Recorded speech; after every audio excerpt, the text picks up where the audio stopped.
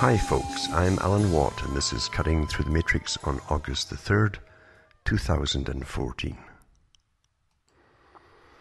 I've often thought about taking things for granted. We're trained, in a sense, to take things for granted from birth, and we don't question very far from authority figures from school onwards, and actually before that's your parents, will give you their worldview of things. When you ask all the whys of when you're a child, you're always asking why to drive them nuts. And then it goes on to school, and at one time school was far more disciplined and more authoritative, and you simply parroted what the teacher wanted you to parrot, and you got your marks, etc. If you were too cheeky, as it'd say, by asking impertinent questions, which would be curious questions very often, you were punished for it. So things have slightly changed now, until often there's gone another way, and there's almost no discipline in many schools today, because from Dr. Spock's book outwards, you simply just don't discipline anybody at all. So we lack a form of self-control, but authority takes over, and then the media takes over when you come out of school or university, and it runs you for the rest of your life. That gives you your reality. Here's how things are. Here are the things to talk about. Here are the things you mustn't talk about according to the political era of the time and political correctness of the time. And you're constantly being trained. But we take things for granted. Many people don't question things at all. In fact, they think it's all the way it actually is. What we're being told is normal. Brzezinski said it too in his book Between Two Ages, when he said shortly the public will have nothing to talk about in their conversations except the previous night's news, and so on. And it's pretty well been that way for an awful long time. In other words, we're taught to be naive to an extent. We're kept in a form of naivete. And many philosophers of the past talked about using this maybe natural instinct to an extent, to be trusting, etc., against the people, to perfect humanity and guide humanity, etc., without you being aware that you're even being guided. And of course, that's really where it is today, because so many revolutions have taken place that and biotechnology and all the sciences and psychology and neuroscience and so on, you're so well understood today. It's unbelievable, really. If you worked at NASA, at the NSA, I should say, or one of these corporations, the spook corporations, MI6, any of these complexes, you would have such access to individuals' data. You would have immediate profiles already made up by the computer and profiling you automatically into various categories and subcategories, etc., as they broke down you, what is you, completely, right down to how you'd react in certain situations. If they put you, a virtual you, in a video, a game sort of scenario, they know pretty well accurately how you would behave and react to the situation.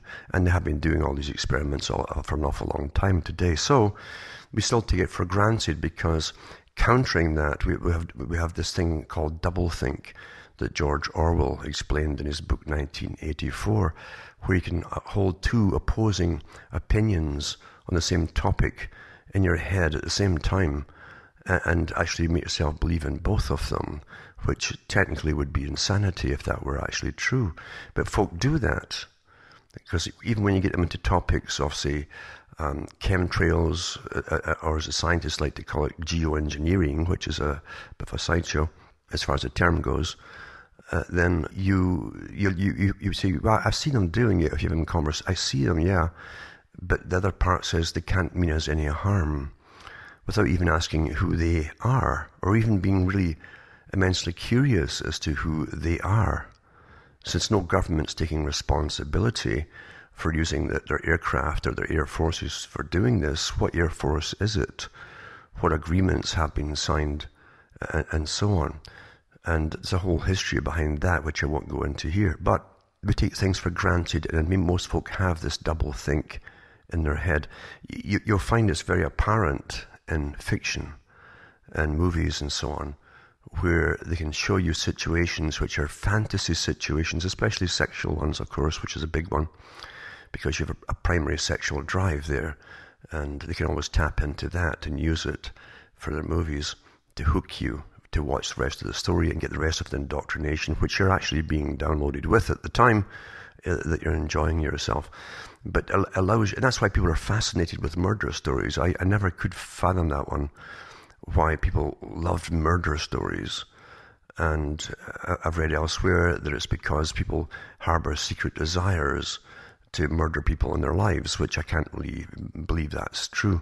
But I must admit that these novels and in movies that are churned out murder, is astonishing. They're lapped up like crazy. They become bestsellers and so on. And I can remember the Cannibal series apparently really became a bestseller very quickly as folk lapped up this horror of some guy who killed and ate his victims, but he was a genius and all that, so they grudgingly gave a kind of respect to the man at the same time, especially when he could get away with it. And maybe that's part of the intrigue too. But we're being grossly overfed a whole side of macabre topics and situations which are meant to either be kept in the unconscious, not the subconscious, dream state sort of thing, or else not be there at all, because it's affecting not just adults. Think they have the ability not to be affected by things, which is a big mistake, because the techniques used by movie industries and psychologists that often work with them and so on are perfected to make sure that everyone's going to be affected by the primary stories that they're showing you. And if you go into the histories of even the Communist Party of America, who published lots of books, by the way, you can get old ones from all published in New York City, and you'll find that they were quite open about their plan to eradicate completely the culture of the West, completely obliterate it. And the Frankfurt School also came out with that too, where they claimed that the West's problems were due to the authoritarian type personality your dad was, then you become it too, and you become like a robot, and you're anal retentive, as they love to call it back in the 70s and so on, if you followed the guidelines and the culture of a previous generation, instead of being liberal and going for it all.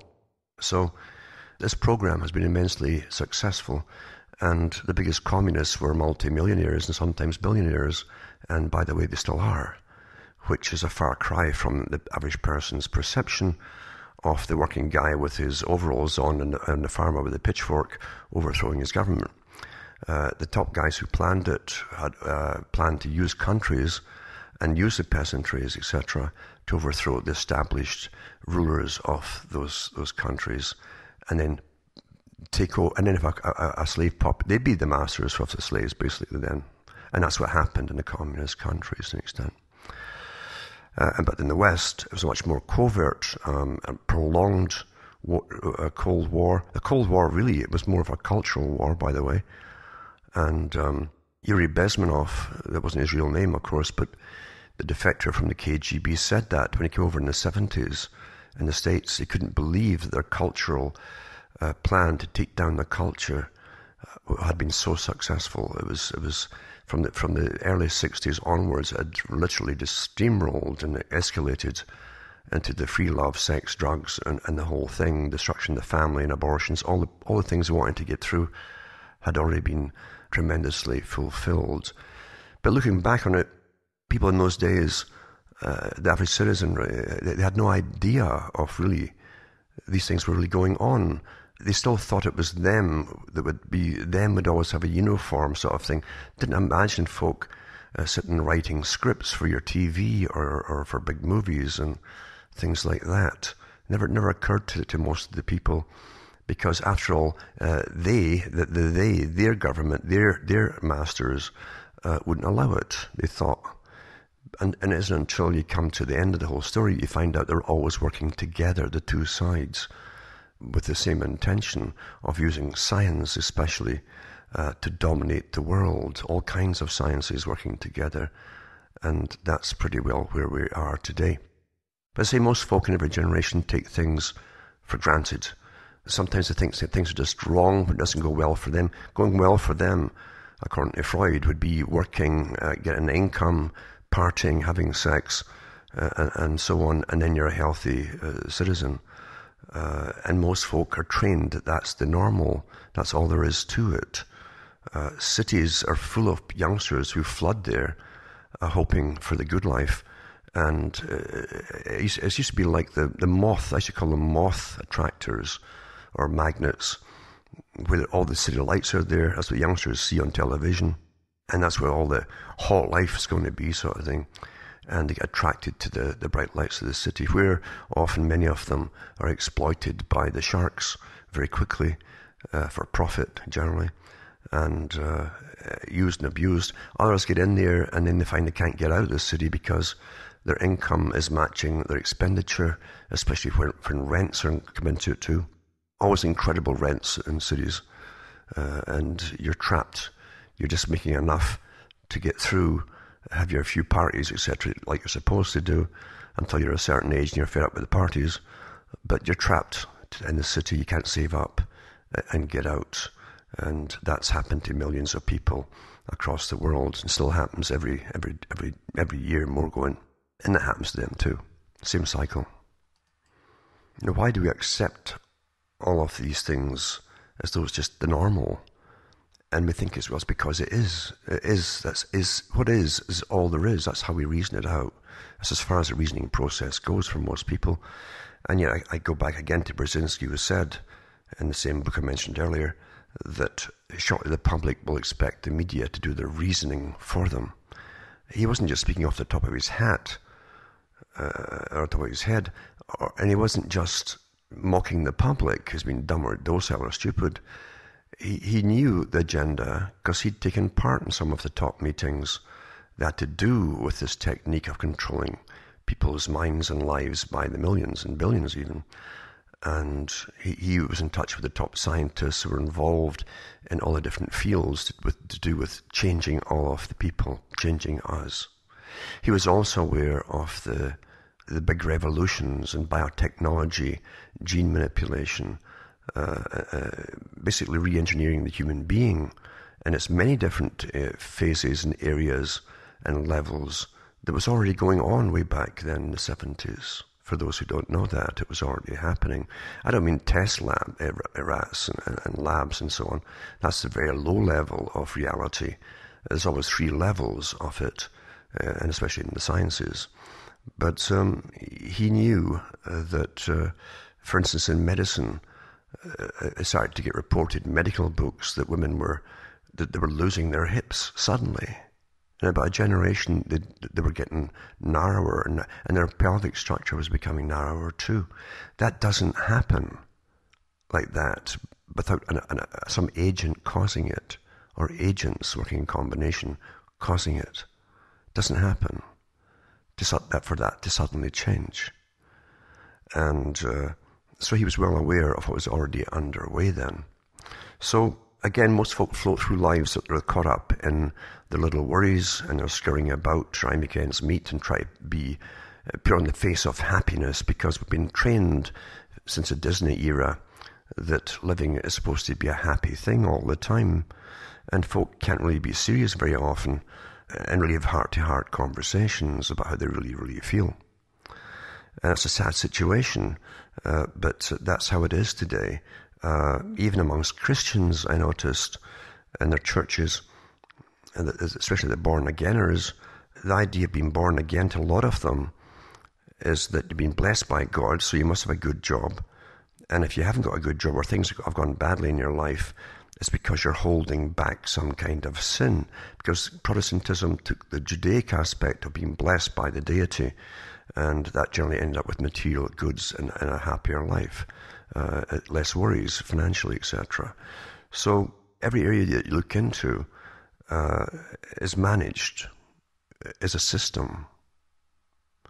And you have subsystems all working under the main system we call general reality for everybody. And then the categories that fall beneath it, of course. So we still take things for granted. We take the wars for granted that are never ending, because we're now in a state of perpetual war. I've read the articles from the US military's own magazines, where they called the Perpetual War. And part of the Perpetual War, by the way, was to use the same destructive forces through movies, entertainment, and music that destroyed America, and use it on all the other countries they wanted to take over. Isn't that quite amazing? So who really is running your country, or what's running your country? Of course, you'll all say it's the politicians, or you'll blame Obama, but Obama's just another little face that's been put in front of you for a particular era, and to get certain parts of the agenda through. His job was to take the rotten tomatoes, to take the heat, and get well paid for it, and even better paid once he's left office for putting all these laws through, like every president before him. It doesn't matter about parties, they're almost irrelevant, because they're relevant only in so much as you must believe that they're all real. And there really are differences, and that they really are running the whole country. But as I mentioned before about techniques, the whole thing about techniques took over from politics a long time ago.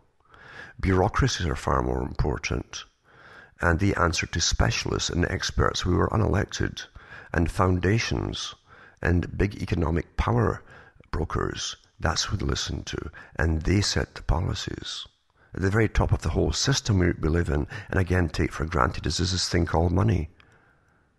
Everyone will starve to death if they can't get, but no one questions what it is, or who has the right to devalue it if you've saved the cash up to begin with.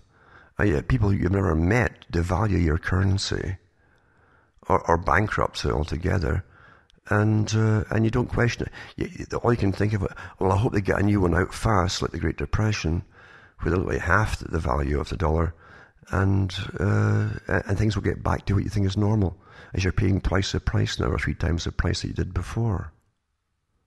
Today, we go through all the trickery of neologisms that they cook up for the period, such as quantitative easing, which is simply inflation, meaning devaluing your currency. All kinds of tricks and cons are used in us, but most folk hear the same news that I hear, and it doesn't sink in, or else they think it's so far removed from them it doesn't affect them, or again they think it's so far removed from them that there's nothing they can do about it. So collectively we acquiesce to our manipulation, our own manipulation, and we're ruled, and we bitch when prices go up and so on, but or you lose your job to China because your plant's closed down because you can't compete with the cheap labor over there.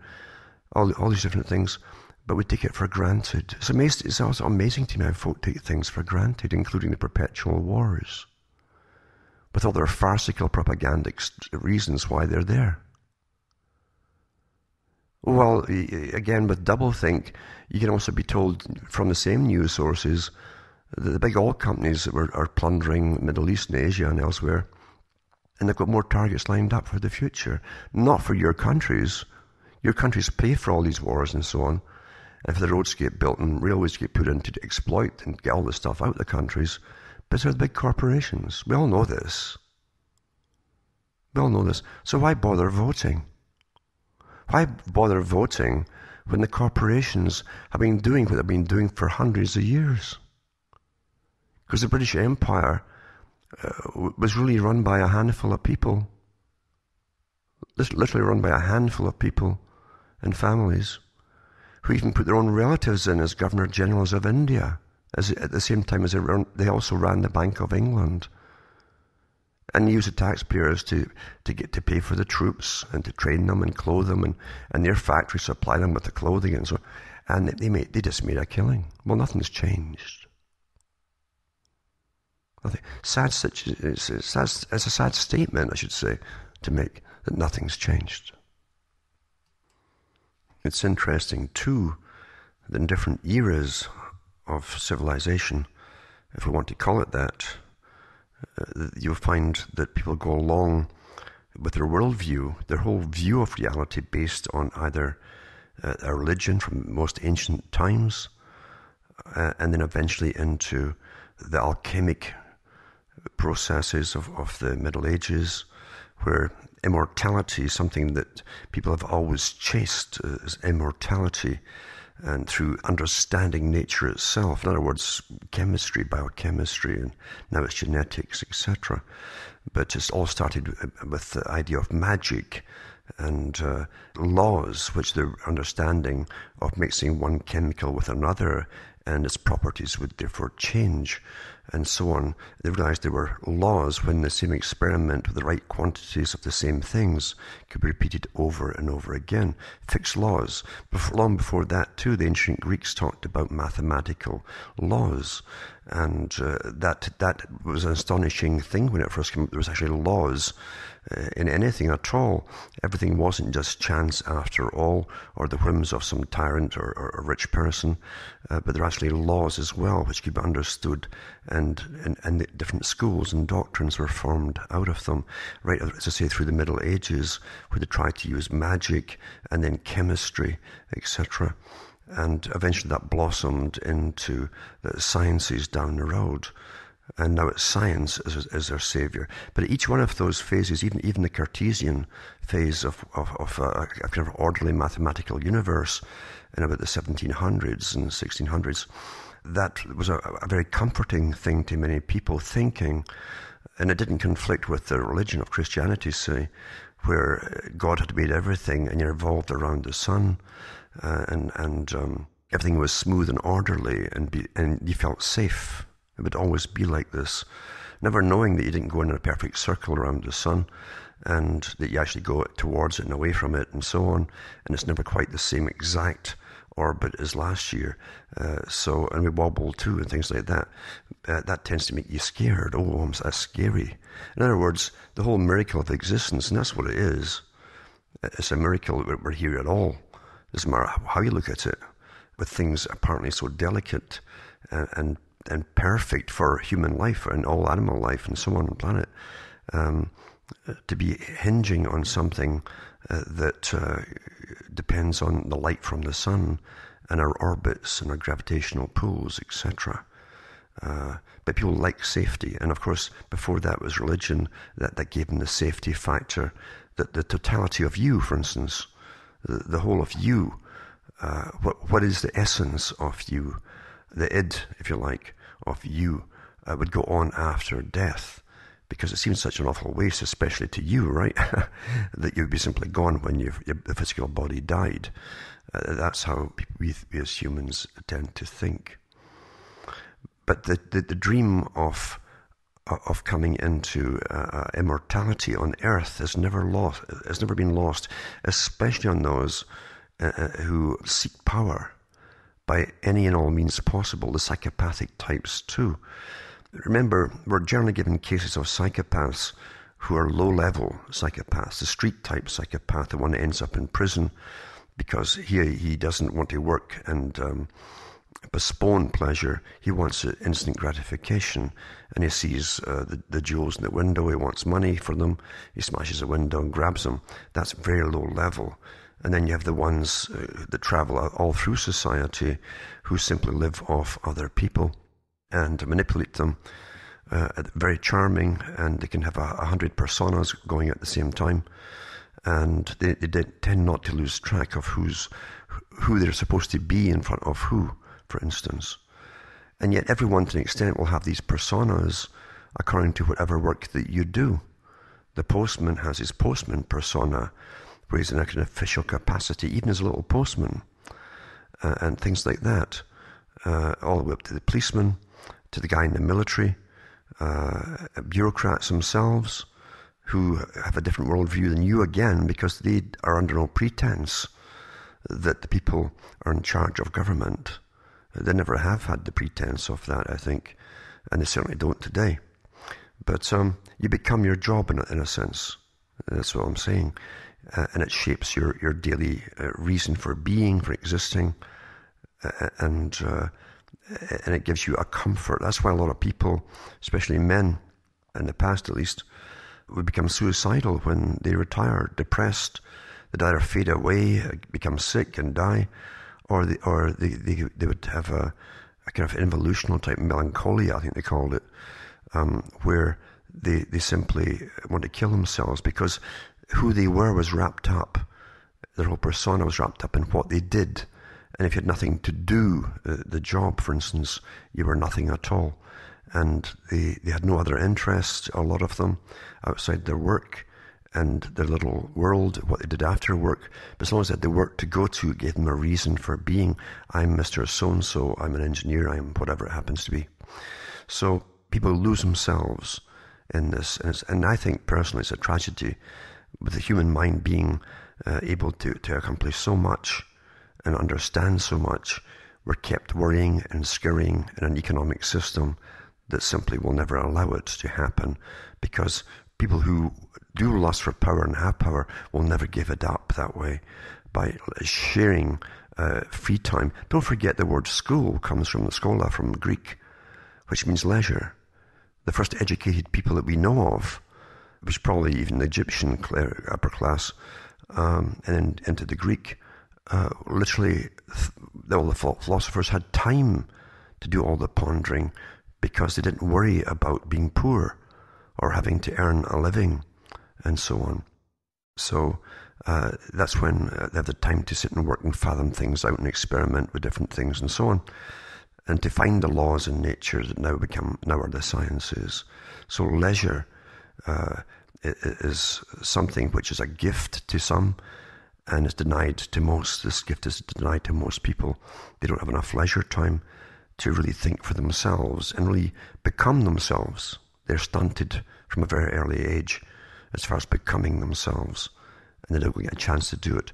Now those in power, and there are cartels of these guys in power, remember, who all work together, guys that used to be enemies, because top psychopaths, whether in corporations as CEOs or sole owners or whatever, don't like competition. The first rule of business is eliminate competition. And I mean that through all businesses, by the way. There's nothing nice about the businesses, nothing at all. It's a dog-eat-dog Darwinian system, and all tricks are used in it. But business runs the world, again with money at the very top, because all businesses use money, and they want more of it, and so on and so on. And the guys who make up the machine of it all, the average person in their job, is the one who pays all the taxes, that often launches big businesses or creates new arms of the same big businesses, because big corporations today are all on the welfare system, where taxpayers fund their big projects. This is too much, they claim, for themselves to do it, and shareholders, so they always get massive government handouts to do so. So this nonsense of democracy and any guy can make it stuff is a joke, always has been a joke. For this higher level psychopath who's well educated, born into a wealthy family, spoiled to an extent, does not have the worry of working hard and producing for a living. He can still take over the company and be a CEO or whatever. These are the guys you have to watch out for, because they still dream of immortality in a big way. Because they really can look at their lives and say, I've really enjoyed it. There's nothing they regret, by the way. Psychopaths have no regrets and no remorse over anything at all. And so they love life to the full, more so than the average person who has to go by certain rules and restrictions, etc., even just to keep their job or their friends and acquaintances. When you're stinking rich and you're a psychopath and come from a wealthy family with going to the best universities, the doors are open for you. It doesn't matter how you behave. You're simply classed as eccentric or whatever, and you get away with a lot of things that you would never get away with in any other segment or lower part of the strata of society. So immortality is a big thing for them, and hence came the biotech revolutions to do with genetic engineering and so on. Your money for research is always directed by big private companies and foundations. And your government chips in, again, as I say, to enable that research to go on. Your universities, which are all subsidized, in some countries they're state-owned, your tax money, in other words, funds a lot of the research for the private corporations that then take the patents and then use it against their own people. the actual power that it wields for whatever area of science it is. It's quite fascinating to see how reality really works, but most folk never think of it this way. They want to believe in the Disney version, that everyone's just nice. Psychopaths are never mentioned in the Disney ones. Someone who's bad always gets caught, and they're obviously bad. Whereas the psychopaths are the collar and tie guys at the very, very top who get together, the cartels. Say, for instance, all the guys in the oil industries, all the big corporations were talking with Tony Blair. That came out years after the war with Iraq and so on. That long before the war came along, they'd already got together with Tony Blair and they divvied up which corporations would get the different oil fields. But do you remember any of that getting said when it was actually happening? All you got then was government-approved propaganda. But the world's always been like this. It's always been like this. And as long as people accept their realities, as long as young guys especially are fascinated by the military,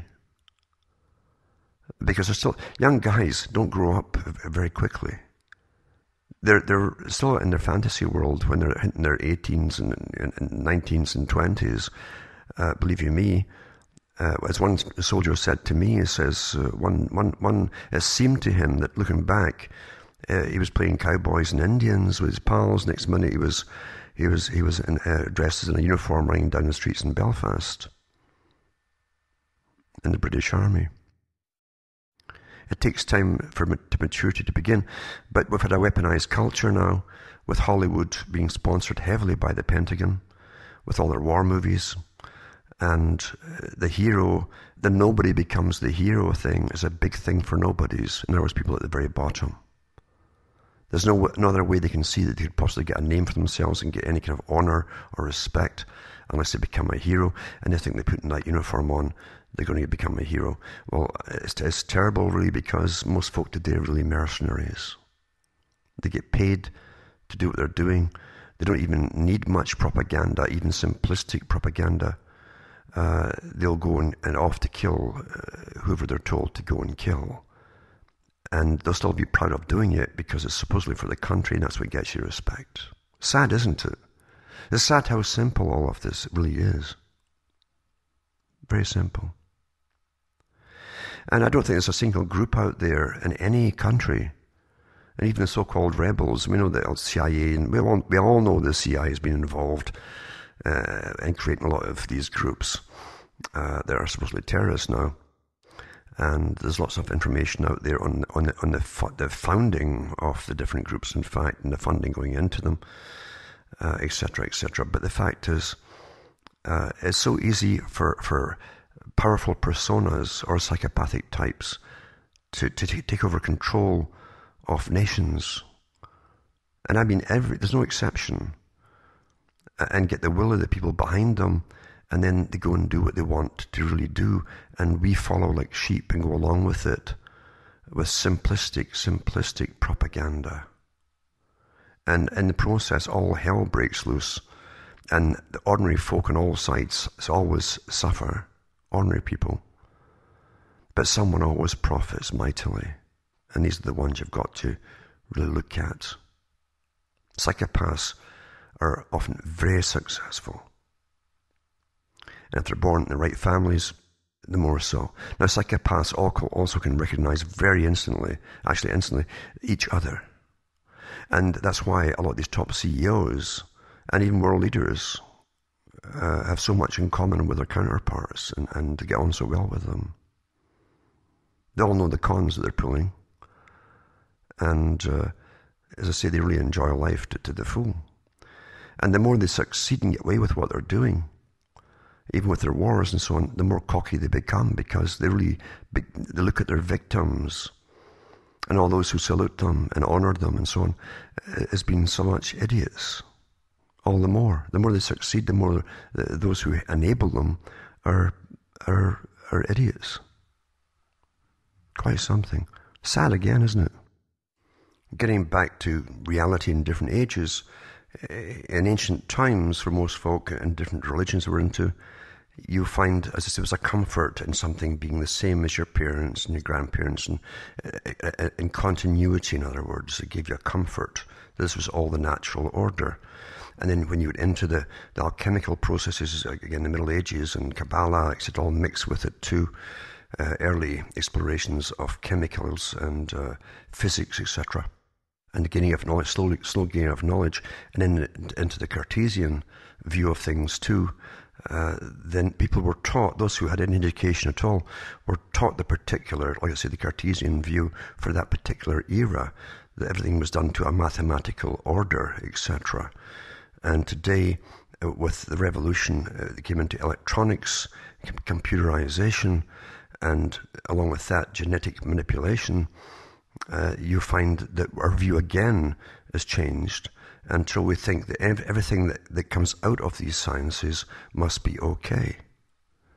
If you go back into the Industrial Revolution, for instance, everyone's viewpoint changed then too, that industry was going to save us all and give us better lives.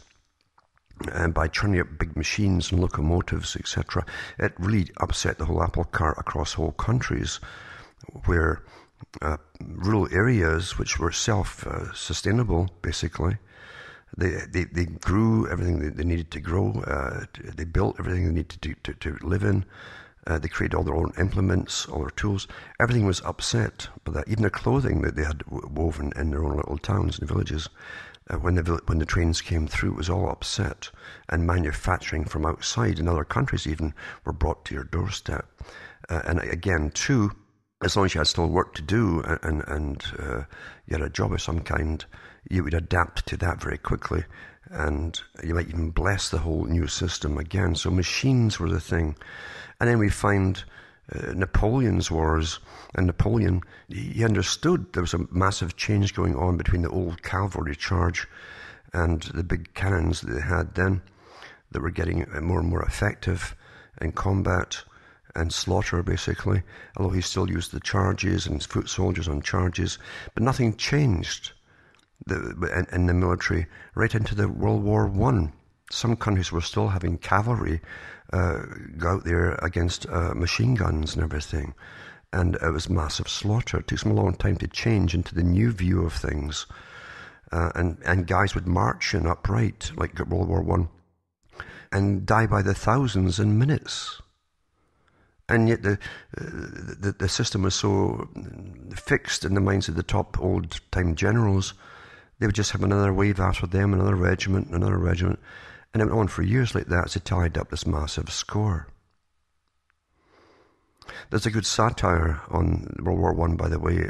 It's a movie. It's called Oh, What a Lovely War. And it's done in a satirical way, World War I. A lot of poignant points in it. And they go through a lot of the old songs that were created by the propaganda industry at the time to make it all seem fun, as I showed you the horror of it. And nothing's really changed, you see.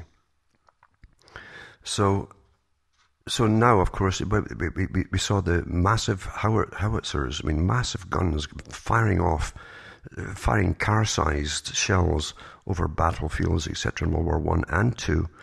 And then the missiles came in, and then from then it was the missile age, and intercontinental ballistic missiles, and then into the Star Wars programs of the Reagan era, and the advanced laser technologies that could literally shoot down anything at all instantly. And we're past that today, until we're into literally designer bacterium and designer viruses run for the Department of Defenses, and which is all run again by the big military industrial financial complex. So profit and getting richer is always more important than the betterment of humankind in all these eras. And as long as money exists, I think it'll always be this way. No one's going to change it. The power brokers who own it all ain't going to change it and give up their own power. Won't happen. And so generation after generation, we're trained to go out there and compete and get to the top by any way we can. The psychopaths succeed. They recognize each other at the top. They work in combinations, and they live awfully well at the expense of everybody else, including creating massive slaughter across the world.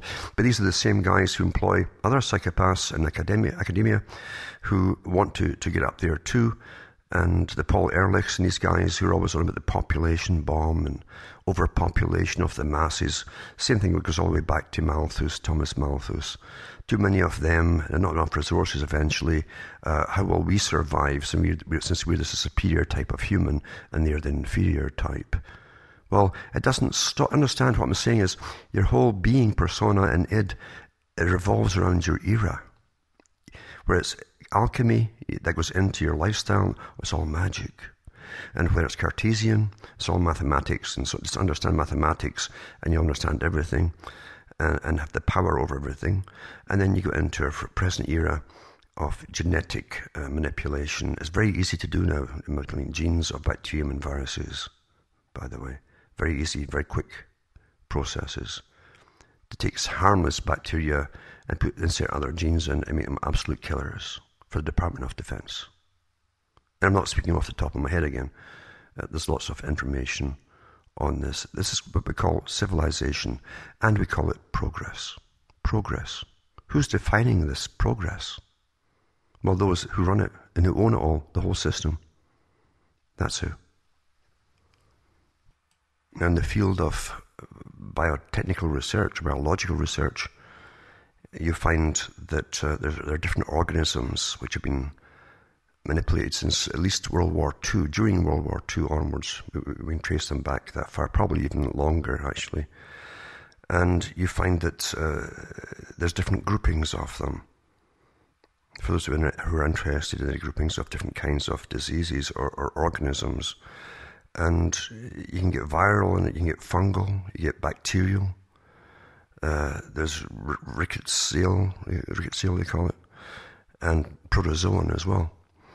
They can mutate, they multiply, they can be spread over large areas very quickly, either by aerial release for aircraft, or by even from the ground, from containers. Very simple to do. Some of them increase so quickly, containers can do it, even glass vials could do it, theoretically. Someone stepping on a glass vial coming off a plane, and boom, bingo, it'll be spread across the world in no time at all. Because they're created purposely to do that job. Now, under international law, there's supposed to be restrictions on all of this, but there are none at all. We know that. There's no restrictions because governments always lie to what they perceive as enemies or even potential or friends who could become potential enemies, which is any rival to their corporations down the road. And we know that there are different headquarters that are more well-known than others for storing a lot of this weaponry too. And every country has them. Everyone does. They've never widely used them, but they have been used in the past, by the way, but they've never widely used them for fear of going into the wrong directions and coming back home and killing most of the folk. Now, again, under international treaties, are supposed to have the antidote, an effective, workable antidote for when they alter each, they genetically alter each bacterium or virus or so on. And they have to have the antidote for that. Sometimes it can take time for that to catch up, to get that. Other times it's quicker because it's so far advanced today, they know exactly what they're doing to the extent to create this massive killer. But they can also get something that will stop it in its tracks, they hope. But nothing ever works perfectly when it's let loose, as you well know. Nothing ever really does. So we're in the era of genetic manipulation, which becomes the reality for everyone. Oh, everyone thinks they're going to get longevity. People do at the bottom levels too. They fall for all this stuff. They're going to give it to you. When at the same time, they're talking about reducing your population drastically so that their own offsprings at the top can go off into the future with enough resources that will last much, much longer than you all using it for yours. Double think again, isn't it amazing? And It made me think of the report to the Committee on Appropriations of the U.S. House of Representatives. I think it was 1986. But it says the Department of Defense said that the DNA and other genetic engineering technologies are finally making biological warfare an effective military option. And they're cloning unattainable quantities, previously unattainable quantities, of what they call traditional pathogens, traditional ones.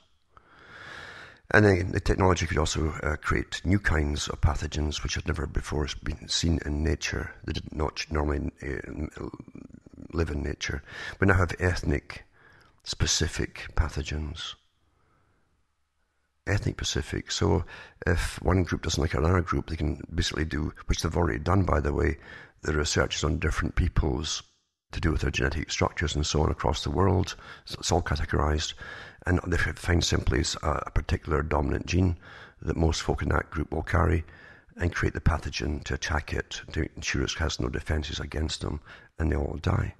During the SARS outbreak a few years ago, some of the Chinese were complaining that the West had unleashed something upon them because it was hitting mainly people of that particular origin from China. So anyway, this is what they said from the Department of Defense, 1986. Advances in biotechnology permit the elaboration of a wide variety of novel warfare materials.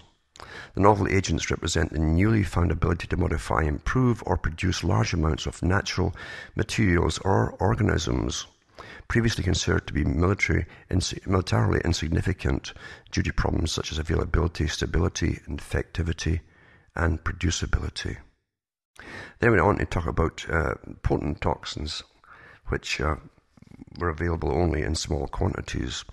And they went on to say, too, that potent toxins, which until now were available only in minute quantities and only upon isolation from immense amounts of biological materials, can now be prepared in industrial quantities. Industrial quantities. That's to do nations with, you see, after a relatively short developmental period. This process consists of identifying genes, encoding for the desired molecule, and transferring the sequence to a receptive microorganism, which then becomes capable of producing the substance. The recombinant organisms may then be cultured and grown at any desired scale.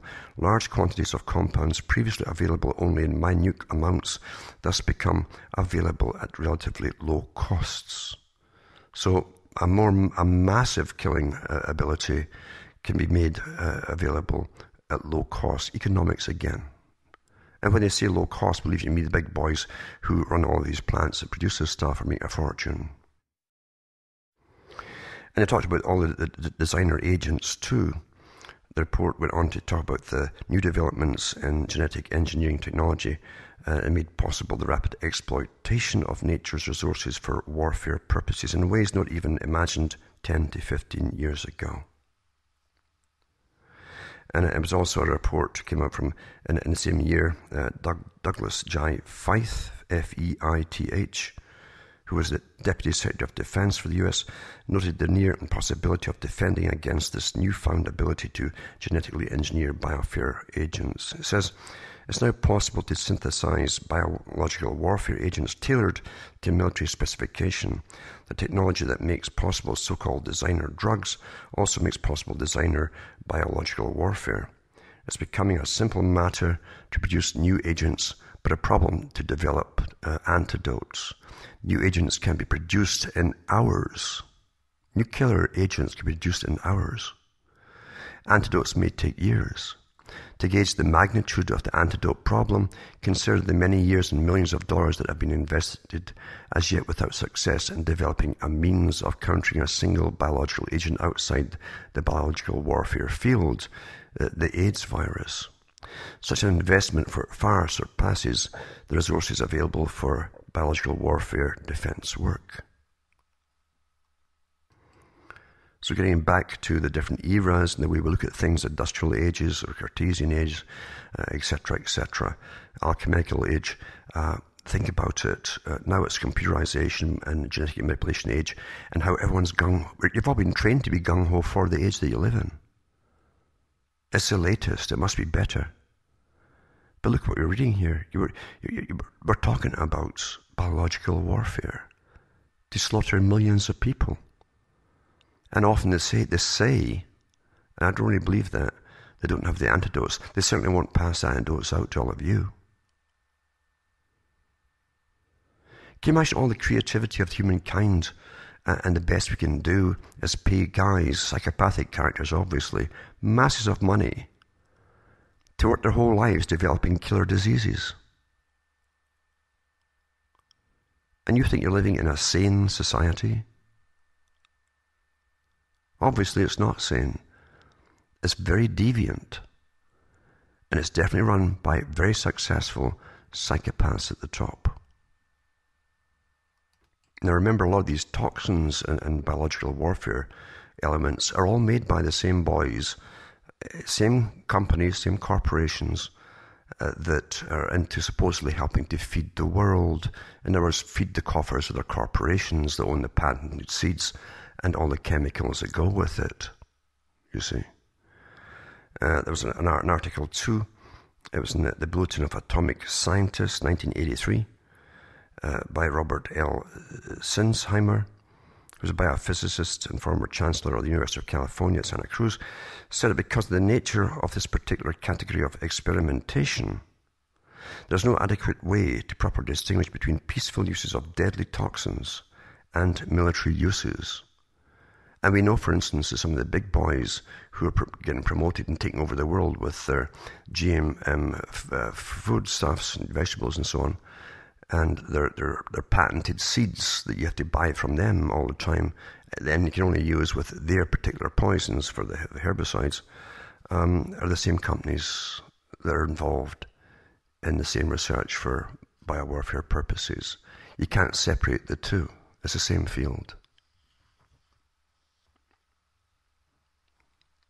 There was also an article from the International Peace Research Institute, from Stockholm it was at the time, with Sinsheimer's assessment, and they concluded that some common forms of vaccine production are very close technically to production of biological warfare agents, and so offer easy opportunities for conversion. They're totally intertwined. Totally intertwined. And then there was Richard Goldstein, who was a professor of microbiology at Harvard Medical School, summed it up, and he said, under the banner of defensive purposes, the Department of Defense can justify working with the upper pathogens of the world, producing altered, more virulent strains, producing vaccines for protection of their troops against such agents, and likewise for the development of dispersal systems under Department of Defense, must be able to defend against any such dispersal systems. Under this guise, what the Department of Defense ends up with is a new biological weapon system, a virulent organism, a vaccine against it, and a dispersal system. As you can gather from this, there's but a very thin line, if any, between such a defensive system allowed by the conventions and any prohibited offensive system. Totally intertwined. Now getting back to doublethink, the ability to hold two opposing opinions in your head at the same time.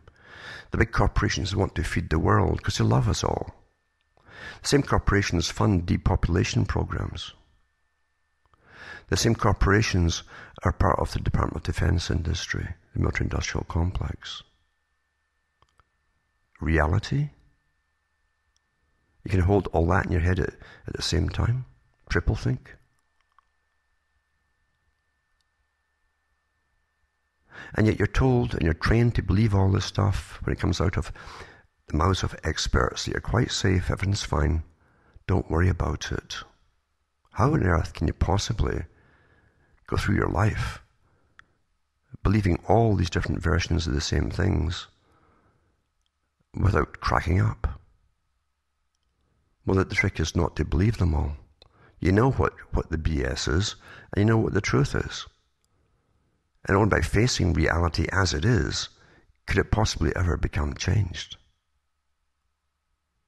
And stop agreeing with others, and groups that are formed too. Don't be part of the group think. Because there's always tenets to go along with the group. Here's what we're here for. Here are the tenets of what we believe in. And if you say anything that's not quite in line with their tenets, you're out. You had to be individuals to change this, to change anything at all, actually. Individuals. And who knows how long that might take. At this rate, because we're all trained to be naive. The psychopaths are training you to be so incredibly naive. And keep you naive. And tell you that, don't worry, superior people who come out of special wombs are in control of the world. Don't worry, just go back to sleep and play. That's really what it is. The psychopaths have created you, your reality, and all the formats that work to give you your reality. They own them all. To make you better servants and dumb down people for them to use and manipulate. And it's always for their own benefit. And when they don't need you, psychopaths will simply eliminate you without a thought. What we're in today is a horror show. Because the technique that came along with computerization, the era we're in with genetic manipulation, as I say, this is for our era today.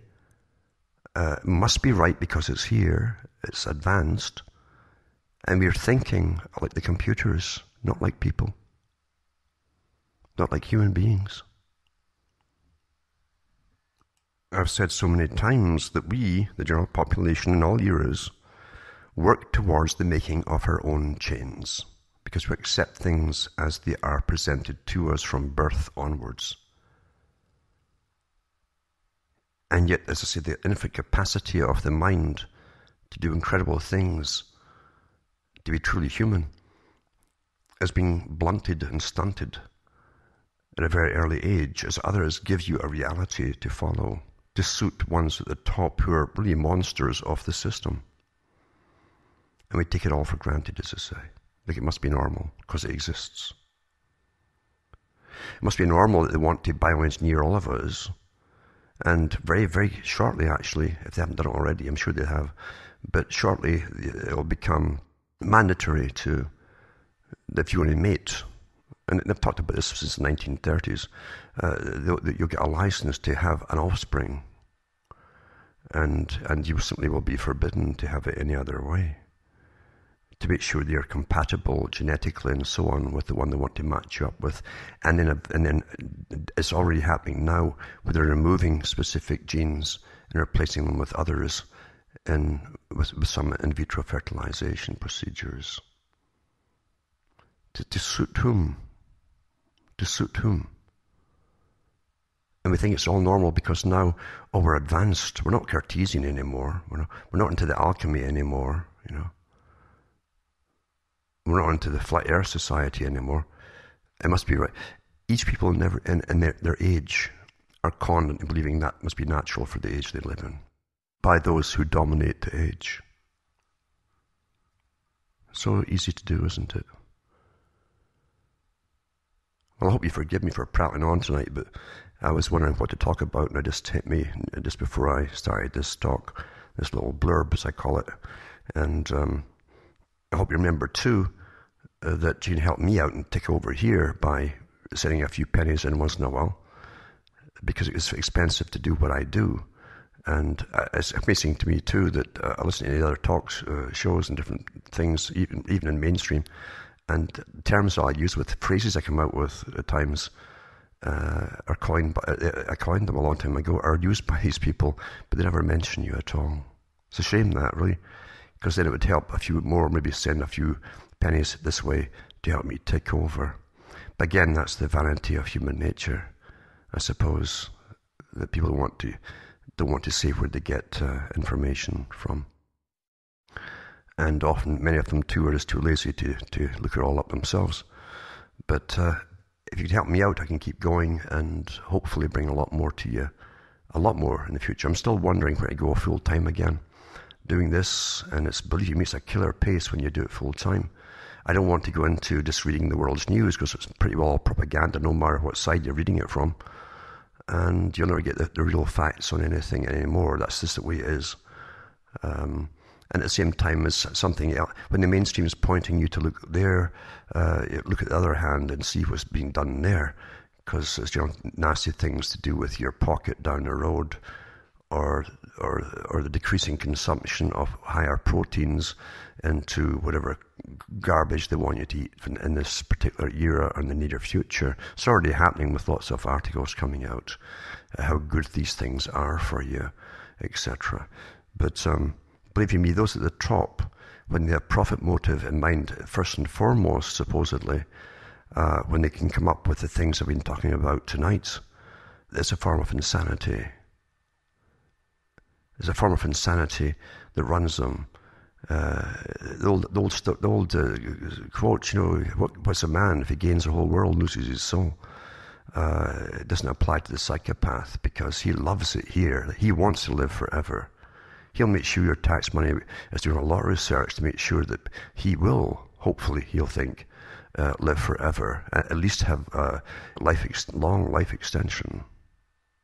He won't come down with the crippling aging diseases either. Like many of these bigwigs you look at today, they're in their 80s and 90s, going to world meetings and giving lectures. They don't have any of the so-called aging diseases, because they didn't get all the shots, etc., that you were given that were going to be there to help you, we were told. And they don't eat the food you're eating either. This is the reality of the world you're living in. It's not a pretty picture. You still got decent people around you. But again, decent people are often, again, incredibly naive. And they are frightened of things outside their ken. They're frightened of bad news, especially when they don't know how to handle the bad news, to deal with the bad news, to change it to something better. This omnipotence of a system, an abstract system above them, is frightening to them. And for them to start to believe that those ones above them, the guiding lights, may be rather wicked, terrifies them. It's like being told that your God is actually the devil. It's the same thing. Your whole reality and the way you viewed everything, suddenly it would come crashing instantaneously.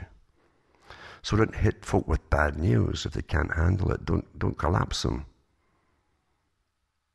Don't force news upon people who don't want to hear it.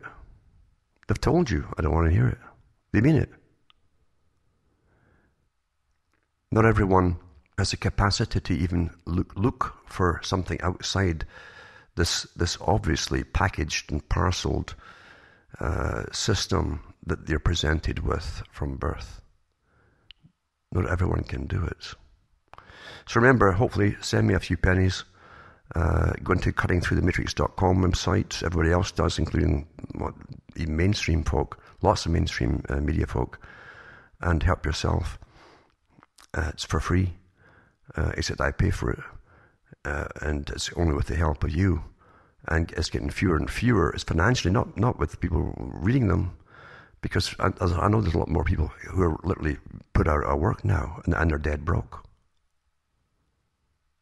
And lots of them write to me and tell me that too. There's also folk out there whose idea of being broke is different from mine. They still have their cell phone, all the latest apps and all the rest of it. And if they can't afford the latest and latest app, then they feel broke. Well, I don't have any of these new apps at all. I don't have a cell phone either. But I put out this information hoping that it'll do some good in the possible future.